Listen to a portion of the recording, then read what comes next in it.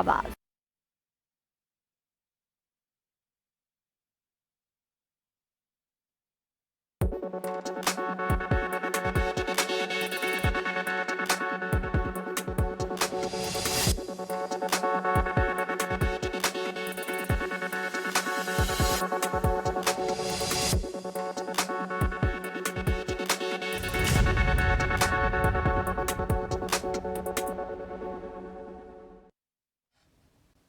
नमस्कार, जन टीवी उत्तराखंड में आप सभी का स्वागत है। मैं हूं आपके साथ सुनिधि शुक्ला। बुलेटिन की शुरुआत से पहले एक नजर हेडलाइंस पर। देहरादून में सुषमा स्वराज सम्मान समारोह, सीएम पुष्कर सिंह धामी ने लिया भाग। कहा, मातृशक्ति के लिए 30% आरक्षण सुनिश्चित करने का किया प्रावधान।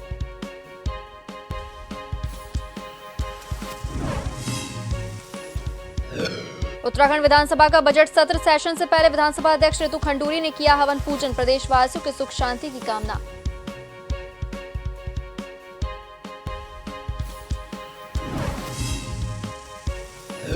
उत्तराखंड में इन्फ्लुएंजा का अलर्ट, स्वास्थ्य महानिदेशक विनीता शाह ने किया जारी। पर्याप्त संख्या में आइसोलेशन वार्ड, आईसीयू वेंटिलेटर व्यवस्था करने के निर्देश।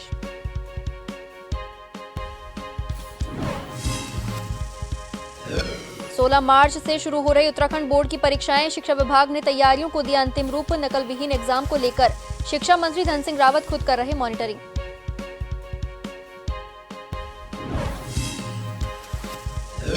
उत्तराखंड मौसम विभाग ने जताया पूर्वानुमान, प्रदेश में छुटपुट ओलावृष्टि के साथ बर्फबारी की जताई संभावना। तापमान में गिरावट की चलती गर्मी से मिल सकती है राहत।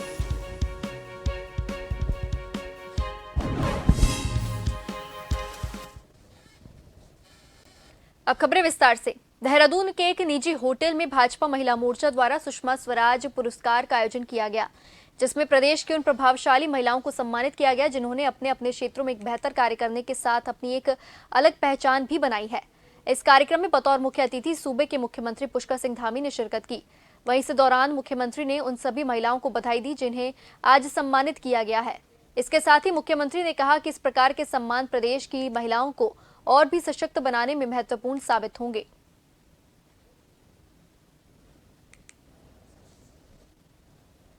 बजट अच्छा आएगा, बहुत बढ़िया होगा और हम लोगों के नवाचार को बढ़ावा देने के लिए यहाँ के उद्यमों को, हमारे लघु उद्योग के क्षेत्र में काम करने वाले नौजवान और मातृशक्ति को विशेष रूप से इसमें फोकस किया। सर उसी दिन होली होने के कारण हमने 10 से 15 तारीख तक ये कार्यक्रम लिया है और इसमें इस बार विशिष्ट ये है कि हमारी देश और विश्व की नेता सुषमा स्वराज महिलाओं की प्रेरणा, उनके नाम से हम सुषमा स्वराज अवार्ड से अपने हर जनपद में 10 से 20, 25, 30 महिलाओं को सम्मानित कर रहे हैं जो विशिष्ट कार्य कर रही हैं और विशिष्ट जो महिलाएं हैं उनको सम्मानित कर रहे हैं।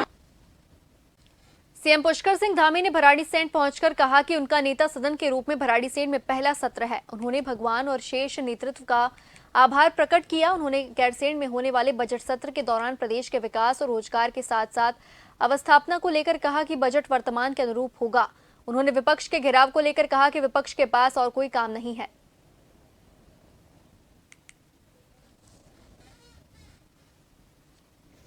प्रधानमंत्री नरेंद्र मोदी जी के नेतृत्व में जो बजट 140 करोड़ जनता की आशाओं आकांक्षाओं को पूरा करने वाला बजट है, उसी बजट को तारतम्य को आगे बढ़ाते हुए उत्तराखंड राज्य के सामान्य बजट को भी प्रावधानित किया गया है और इसमें मातृशक्ति और नौजवान मुख्य रूप से रोजगार को केंद्रित किया गया है।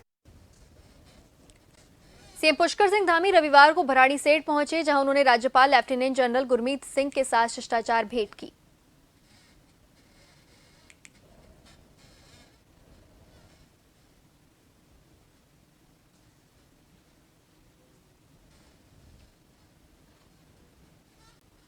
उत्तराखंड विधानसभा अध्यक्ष रितु खंडूरी भूषण ने भराड़ीसैंण विधानसभा में हवन पूजन कर प्रदेशवासियों के सुख शांति की कामना की। आपको बता दें कि उत्तराखंड की पंचम विधानसभा का बजट सत्र कल यानी 13 मार्च से उत्तराखंड की ग्रीष्मकालीन राजधानी गैरसैंण के भराड़ीसैंण में आयोजित किया जा रहा है। रविवार सुबह विधानसभा अध्यक्ष ने भराड़ीसैंण विधानसभा भवन में हवन पूजन कर सत्र सुचारू और प्रदेश के हित में चलने की कामना की।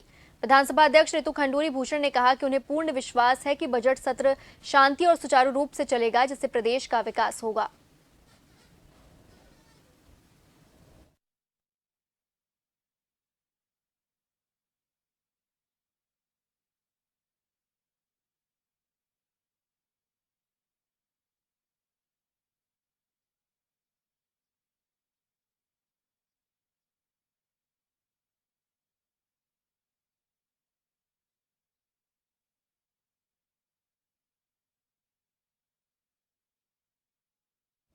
उत्तराखंड राज्यपाल लेफ्टिनेंट जनरल गुरमीत सिंह भराड़ी सेठ विधानसभा पहुंचे, जहां विधानसभा अध्यक्ष ऋतु खंडूरी भूषण ने उनका स्वागत किया। आपको बता दें कि राज्यपाल लेफ्टिनेंट जनरल गुरमीत सिंह का चौपर भराड़ी सेठ के हेलीपैड पहुंचा, जहां विधानसभा अध्यक्ष ऋतु खंडूरी भूषण ने फूलों का बुके देकर उनका स्वागत किया।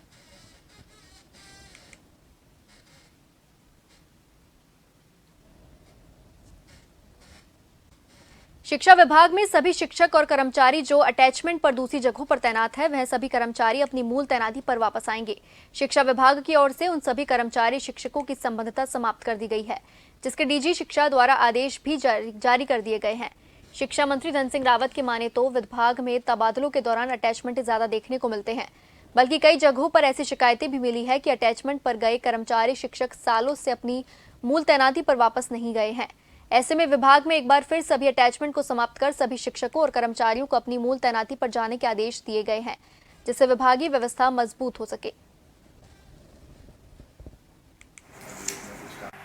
शिक्षक है या कर्मचारी हैं या कोई भी है, देखिए कि अगर कोई बीमार है या किसी की घर की परिस्थितियां अगर ऐसे हैं तो भाई 2 महीने 4 महीने के लिए अटैचमेंट किया जा सकता है। लेकिन साल 2-2 साल 4-4 साल के कई लोग जो है अपने अपनी जगह से दूसरे जगह में अटैच थे, और इसलिए बात आई कि भाई एक बार सबको वापस किया जाएगा और फिर ज़रूरत पड़ेगी तो ये देखा जाएगा कि ज़रूरत है या नहीं है। तो मुझे लगता है कि इसमें तो सभी लोगों को खुश होना चाहिए कि सब अपने मूल स्थान पे चले। जनपद उत्तरकाशी के जिला चिकित्सालय में डायलिसिस शुरू होने पर स्थानीय लोगों को काफी लाभ मिल रहा है। आपको बता दें कि इससे पहले यहां के किडनी रोग से गंभीर मरीजों को देहरादून जाकर डायलिसिस करवाना पड़ता था, जिसके कारण उन्हें बहुत आर्थिक नुकसान उठाना पड़ता था। इसके साथ ही इलाज करवाने में आर्थिक रूप से गंभीर मरीजों की डायलिसिस का अभाव में मौत भी हो जाती थी। स्थानीय विधायक एवं हंस फाउंडेशन के सहयोग से जनपद के गरीब लोगों के लिए 2 डायलिसिस मशीनें यहां काम कर रही हैं, जिससे लोगों को बहुत लाभ मिल रहा है।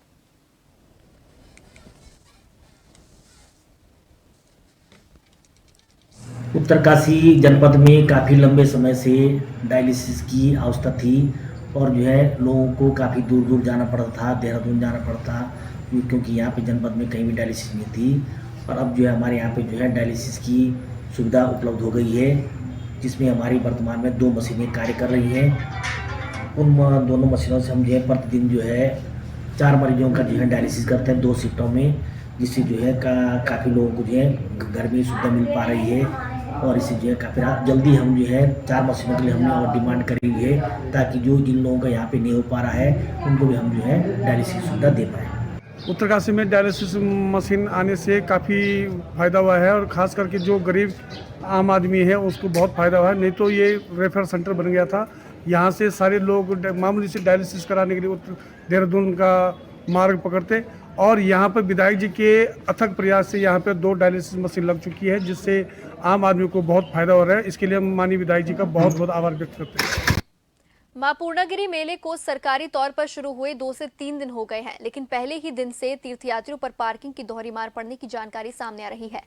तीर्थयात्रियों से मिली जानकारी के अनुसार उनके वाहन में बूम पार्किंग और भैरव मंदिर पार्किंग दोनों जगह पार्किंग शुल्क लिया जा रहा है, जो पूरी तरह तीर्थयात्रियों का शोषण है।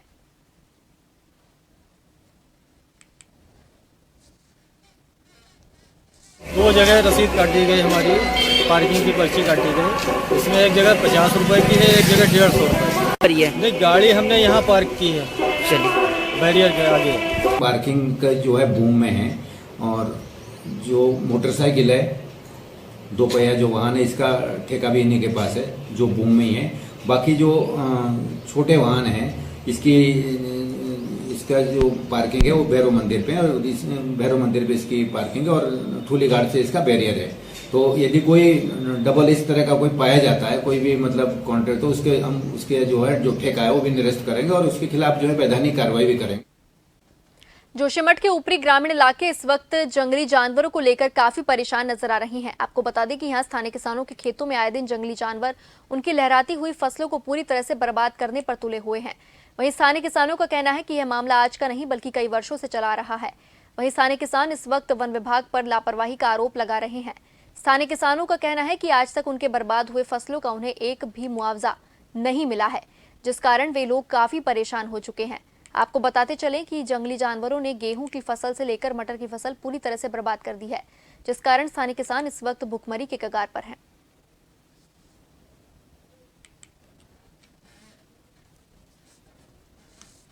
बता देना चाहता हूं कि ग्राम सभा बड़गांव कृषि के क्षेत्र में पूरे चमोली जिले में नंबर 1 गांव है। यहां पर सब्जी की पैदावार पूरे डिस्ट्रिक्ट में सब नंबर 1 पे चलती है और पूरा डिस्ट्रिक्ट श्रीनगर तक, यहाँ से कि बाहर तक दूसरे जिले को भी यहाँ बड़गांव से सब्जी जाती है। परंतु यहाँ पर के जंगली जानवरों के द्वारा जिस तरह से नुकसान किया हो रहा है उससे किसान काफ़ी मायूस हैं और किसान आज भी ये मांग कर रहे हैं कि वन विभाग से कि इन जंगली जानवरों की सुरक्षा के लिए तुरंत उपाय किया जाए ताकि किसान अपनी आजीविका का साधन चला सके। जंगली जानवरों का आतंक कम होने का नाम नहीं ले रहा है, जिस कारण जोशीमठ के जो ऊपरी इलाके के जो ग्रामीण इलाके हैं वो इलाके इस वक्त काफी परेशान नजर आ रहे हैं। वहीं किसानों का कहना है कि जंगली जानवर आए दिन उनके खेतों में काफी नुकसान कर रहा है, जिस कारण उनकी आजीविका इस वक्त काफी खतरे में पड़ चुकी है। कैमरामैन साथी आदित्य भंडारी के साथ नवीन सिंह, जोशी। पांडुकेश्वर गांव बद्रीनाथ यात्रा का मुख्य पड़ाव माना जाता है। इस पांडुकेश्वर गांव में अनेक देवी देवताओं के मंदिर विद्यमान है और बड़ी बात तो यह है कि इसी पांडुकेश्वर गांव में भगवान बद्री विशाल जी की शीतकालीन पूजा की जाती है। इसी पांडुकेश्वर गांव में भगवान कुबेर जी का भव्य मंदिर पूरी तरह से तैयार हो चुका है, जिसकी लागत करोड़ों की बताई जा रही है। आपको बता दें कि भगवान कुबेर जी के मंदिर को बनाने वाले कारीगर खासकर राजस्थान जयपुर के बताए जा रहे हैं, जिन कारीगरों ने भगवान कुबेर जी का भव्य मंदिर बहुत ही सुंदरता से बनाया है। हालांकि भगवान कुबेर जी का मंदिर में थोड़ा बहुत कार्य अभी भी रुका हुआ है।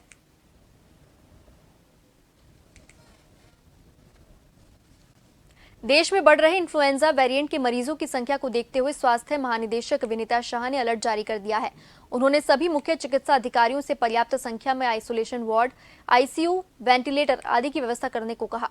स्वास्थ्य महानिदेशक डॉक्टर विनीता शाह ने कहा कि अस्पतालों में इन्फ्लुएंजा वेरिएंट के मरीजों की सघन निगरानी की जाए, वहीं हर मरीज की IHIP पोर्टल में एंट्री की जाए। अस्पतालों में दवाइयों, मास्कों की कमी ना हो, इसके साथ ही जागरूकता अभियान IEEC के माध्यम से चलाए जाएं।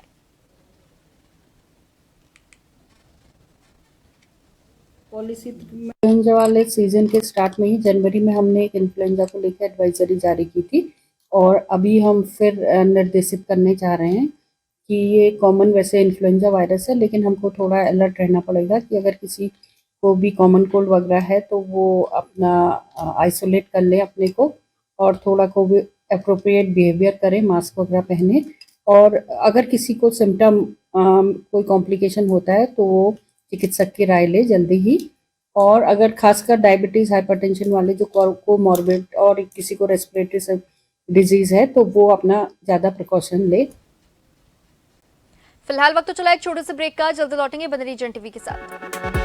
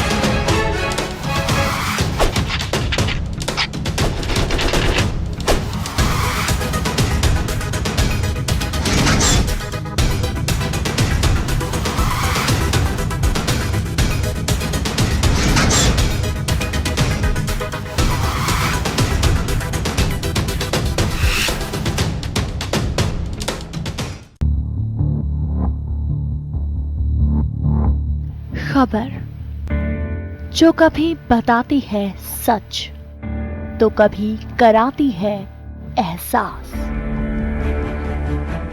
खबर जो है कुछ खास। खबर ही तो है जो कभी बनती है राजनीति से तो कभी व्यापार से, कभी आती है खेल से तो कभी मनोरंजन से, कभी खुशी से तो कभी गम से। हाँ, खबर ही तो है। खबर थमती नहीं और ना ही थमेंगे हम, क्योंकि हम हैं जन टीवी, जन जन की आवाज।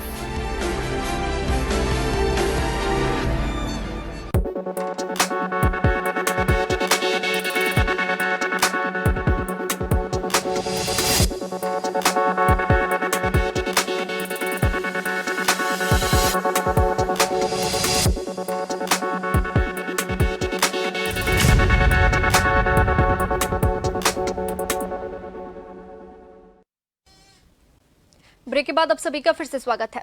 उत्तराखंड में भाजपा इस समय अपने सभी कार्यकर्ताओं को 70 विधानसभाओं में बूथ सशक्तिकरण कार्यक्रम चलाकर एकजुट करने का काम कर रही है। आने वाले चुनावों के लिए रणनीति तैयार करने के लिए भी इसे तैयारी के तौर पर देखा जा रहा है। भारतीय जनता पार्टी ने अपने सभी जनप्रतिनिधियों को उनके क्षेत्रों में कार्यकर्ताओं के साथ बैठक करने के निर्देश दिए हैं।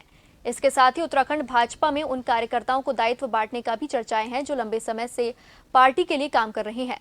दायित्व बंटवारे को लेकर पार्टी में काफी मंथन चल रहा है, लेकिन अंतिम निर्णय मुख्यमंत्री पुष्कर सिंह धामी का होगा, जो संभव है विधानसभा सत्र के बाद लिया जाएगा। भाजपा विधायक खजान दास ने कहा कि दायित्व बंटवारे को लेकर संगठन पूरा मंथन करने के बाद उन कार्यकर्ताओं को जिम्मेदारी देता है जो पार्टी के लिए जी जान से जुटे हुए हैं।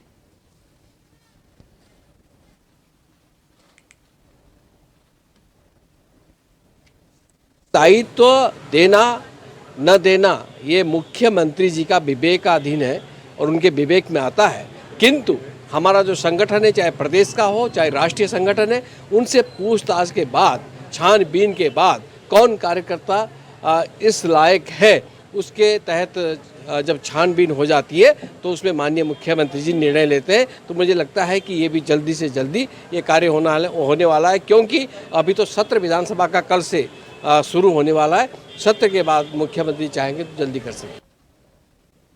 आगामी 16 मार्च से शुरू हो रहे उत्तराखंड बोर्ड की परीक्षाओं को लेकर शिक्षा विभाग ने सभी तैयारियां पूरी कर दी हैं। नकल विहीन परीक्षाओं को लेकर शिक्षा मंत्री धन सिंह रावत खुद मॉनिटरिंग करने के साथ अधिकारियों की बैठक ले रहे हैं। शिक्षा मंत्री डॉक्टर धन सिंह रावत ने कहा कि 16 मार्च से शुरू हो रही उत्तराखंड बोर्ड की परीक्षाओं का रिजल्ट 25 मई से पहले घोषित कर दिया जाएगा। परीक्षाएं पूरी पारदर्शिता से होंगी। नकल विहीन परीक्षाओं के आयोजन को लेकर अधिकारियों को निर्देश दिए गए हैं। शिक्षा मंत्री ने कहा कि प्रदेश भर में 1253 परीक्षा केंद्रों पर बोर्ड परीक्षा होंगी।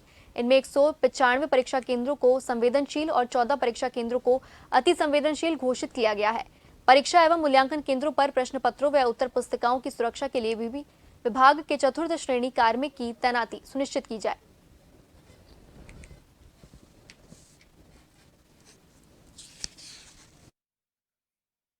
जितने भी छात्र छात्राएं हाई स्कूल और इंटरमीडिएट के बोर्ड परीक्षाओं में भाग ले रहे हैं, मैं अपनी ओर से उनको शुभकामनाएं दे रहा हूं कि वो अच्छे अंकों से पास जरूर हों। और साथ में कल मैंने एक समीक्षा बैठक की है।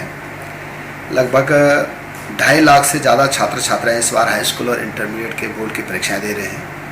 हमने 3 चीज़ें रखी हैं कि पहले तो एक तो नकल विहीन परीक्षाएँ होनी चाहिए, दूसरा यह है कि जितने भी संवेदनशील और अति संवेदनशील केंद्र हैं वहाँ पे पर्याप्त जो है व्यवस्था, चाहे पुलिस की हो चाहे विभाग की ओर से, उसकी भी व्यवस्था वहाँ पे रखी जाएगी। तीसरा यह है कि जो हमारे परीक्षा केंद्र हैं, इस बार हमने कहा है कि प्रत्येक परीक्षा केंद्र में उड़न दस्ते जरूर जाएंगे, ताकि कहीं भी कोई दिक्कत हो तो तुरंत उस पर जो है कार्रवाई की जा सकती है।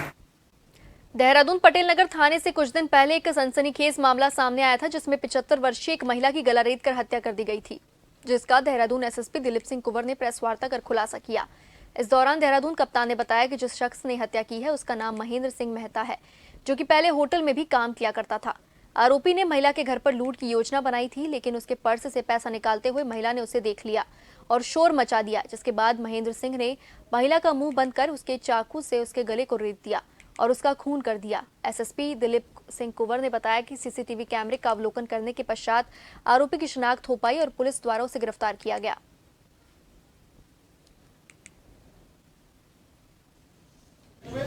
इस हत्याकांड को बेसिकली लूट करने के लिहाज से किया गया था। मुलजिम पकड़ लिया गया है, अल्मोड़ा का रहने वाला है, महेंद्र सिंह मेहता है और ये बेसिकली पहले होटल में काम करता था, हेरिटेज होटल में, यहाँ पर आईएसबीटी में। वहाँ काम छूट गया, दिसंबर से ये अनएम्प्लॉयड था, आर्थिक तंगी में गुजर रहा था और 2 तारीख को ये घटनास्थल पहुँचता है और मृतका से उसकी बातचीत होती है। मृतका ने उसको पानी नहीं पिलाया, बातचीत इनकी हुई, लगभग 15 मिनट वहाँ पर रहा वो।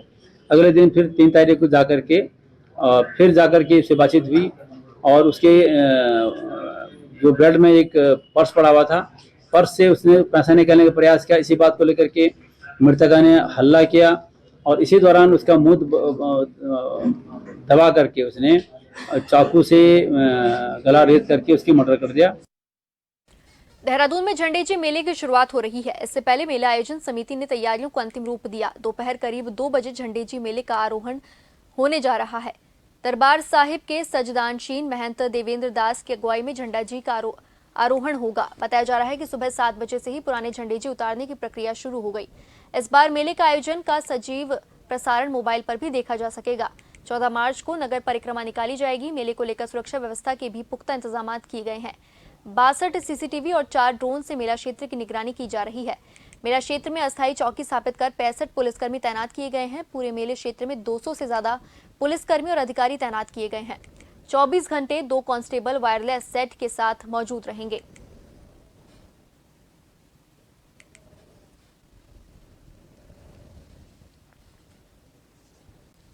मौसम विभाग ने पूर्वानुमान जारी किया है। उत्तराखंड में आने वाले कुछ दिनों तक बारिश और अधिक ऊंचाई वाले स्थानों पर छुटपुट ओलावृष्टि के साथ बर्फबारी की संभावना जताई है। मौसम विभाग के निदेशक विक्रम सिंह ने कहा कि 13, 14 और 15 मार्च को उत्तराखंड के अधिक ऊंचाई वाले इलाकों में बारिश के साथ ओलावृष्टि और बर्फबारी गिरने की भी संभावना है, जिससे तापमान में गिरावट देखने को मिल सकती है। वहीं मैदानी इलाकों की बात करें तो मैदानी इलाकों में भी तापमान में कुछ कमी देखने को मिल सकती है, जिससे गर्मी से राहत मिलने की संभावना है।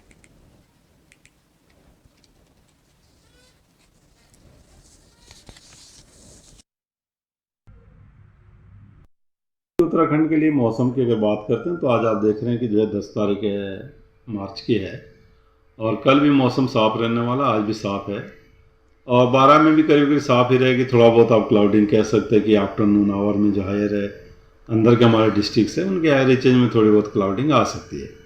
लेकिन जब 13 में जाएंगे तो थोड़ी एक्टिविटी आपको मिलनी शुरू हो जाएगी।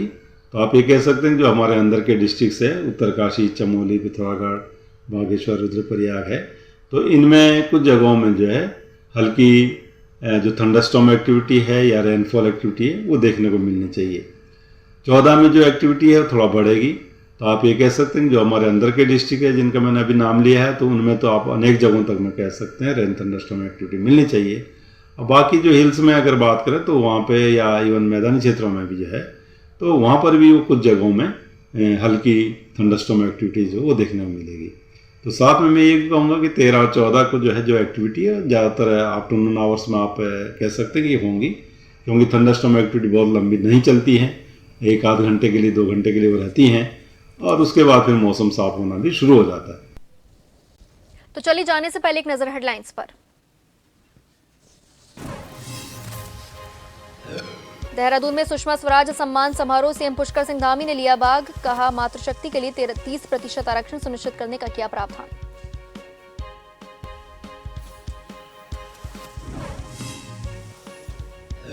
उत्तराखंड विधानसभा का बजट सत्र, सेशन से पहले विधानसभा अध्यक्ष ऋतु खंडूरी ने किया हवन पूजन, प्रदेशवासियों की सुख शांति की कामना की।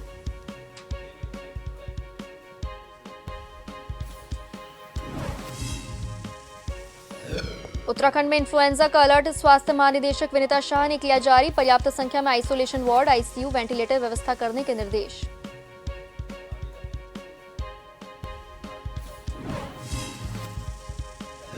16 मार्च से शुरू हो रहे उत्तराखंड बोर्ड की परीक्षाएं, शिक्षा विभाग ने तैयारियों को दिया अंतिम रूप। नकल विहीन एग्जाम को लेकर शिक्षा मंत्री धन सिंह रावत खुद कर रहे मॉनिटरिंग।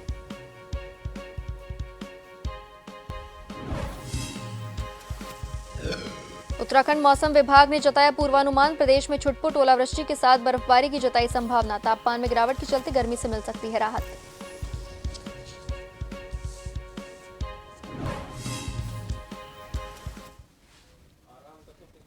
फिलहाल के लिए जन टीवी उत्तराखंड में बस इतना ही। नमस्कार।